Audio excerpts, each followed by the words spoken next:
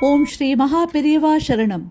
Voice of God, Volume 1, Main Title, Vedic Religion, Chapter 44, The Vedic Way and Tamil.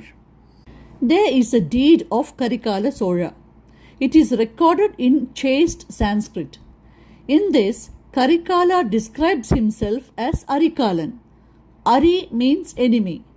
One who is like a Yama, god of death, to the enemies is the great hero Arikalan. But who are those enemies of Karikala?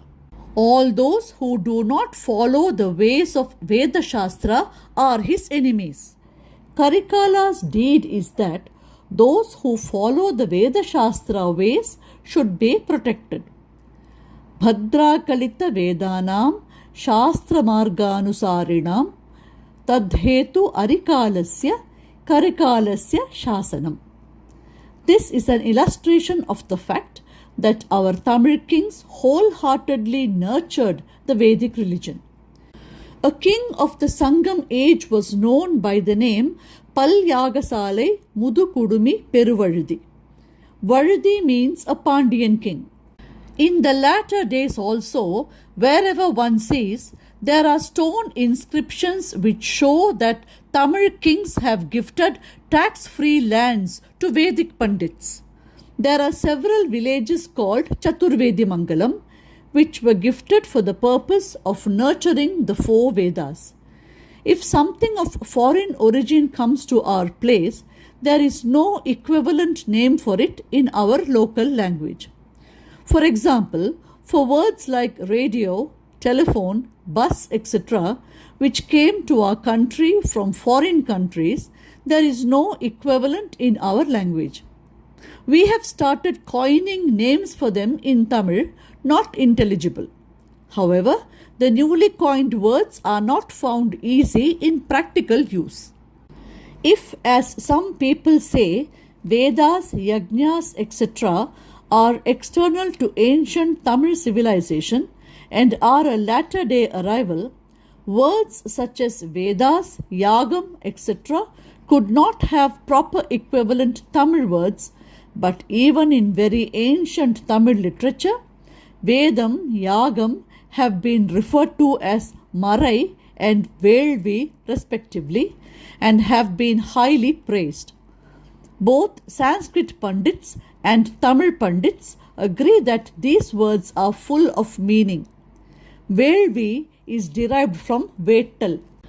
Vedas, which is the root of all dharmas, should be like the root, which means that like the root, it should not be seen outside, meaning that it should not be practiced by everybody, but should remain hidden with those who have to follow rigorous disciplines to protect it. So the word Marai connotes such a great idea. Unless Vedic culture and yajna practices had taken deep roots in Tamil Nadu, such beautiful pure Tamil words could not have come into use to denote that civilization and culture. There is also a Tamil word Ezhuda Kilavi, unwritten language. This is because Veda is not written and learnt, but learnt from generation to generation by listening to oral repetition. In Sanskrit too, Veda is called Shruti because it is learnt by hearing only. Even in Sanskrit, there is no word like the Tamil word Marai, which so clearly brings out the characteristics of Veda. The 6 parts of the Veda are called Shadanga. It is from this word that the practice of describing any religious ritual as Sadanga has originated. There are proofs that it is the observance of Vedic practices that has been the custom in Tamil Nadu from ancient times. My view is that Tirukkural, which is called Tamil Marai, Tamil Veda, is entirely Vedic. In Vedic religion, first place is accorded to Pitru. Veda Yajnam takes the second place. Veda Puja is only to be done after performing Pitru Tarpanam, offering of oblation. and Devasam, annual ceremony. Thiruvalluvar also refers to these in the same order. Thiruvalluvar says that offering should be made to Pitrus, God, guests, relatives, and then to oneself. He mentions the Pitrus and then talks of God. The ancestors are referred to by him as Tenpulattar, living in the south, because it is the orthodox belief that the Pitrus remain in the south, which is the direction of Yama, god of death. Apportioning and giving to these 5 persons is what we ourselves do. In addition to this, by the king's command, a sixth of the produce was taken as tax. What remains after the tax should be divided into 5 parts. Out of this, only 1 part is kept for oneself. As an offering to Pitru, a part will be used and the food will be given to others. 1 part will go to the temple. 1 part will be for guests. The remaining 1 part only is for a person's own family. There is no greater socialism than the dharma prescribed by the Vedic religion and Valluvar.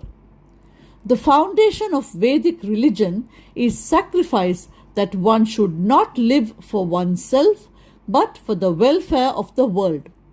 Thiruvalluvar too says the same thing. Whether it is the Tamil Marai Tirukkural or other Tamil literature dealing with conduct, they have all originated from Vedic usage. Thiruvalluvar said what the Vedic religion says.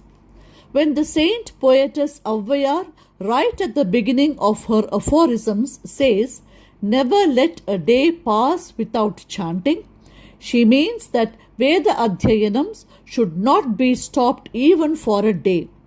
The Alvars and those who sang the Tirumurai sing the praise of God by relating him to the Vedas and their various shakas.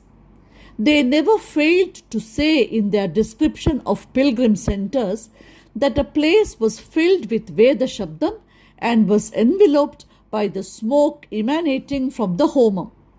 Here in Tamil Nadu, the contribution of those who are not Brahmins in establishing and conducting Veda Patashala is enormous. They have liberally donated in the form of cash and lands and helped this great dharma in a big way.